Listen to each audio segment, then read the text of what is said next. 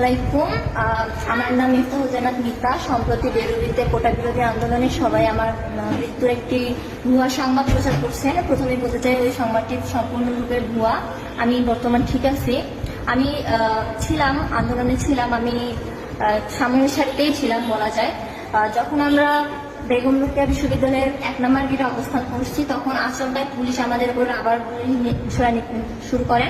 তো সেই গুলিতে আমার দুটো রাবার গুলি লাগে এবং আমার চোখের উপরে এবং নিচের গুলি লাগে, কিন্তু আমি আপাতত ঠিক আছি।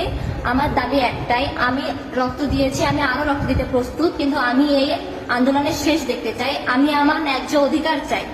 আমি চাই দেশের মুক্তিযোদ্ধারা যে চেতনা দিয়ে গেছে, সাম্যবাদিতার যে চেতনা দিয়ে গেছে, আমি সেই চেতনায় বাঁচতে চাই। আমার দেশের মুক্তিযোদ্ধারা বৈষম্যের বিরুদ্ধে যুদ্ধ করার পরেও কেন তাদের নিয়ে বৈষম্য করা হচ্ছে? আমি চাই এই বৈষম্য দূর হোক, সবাই সমান অধিকার পাক। আমি চাই যে সবাই আন্দোলনে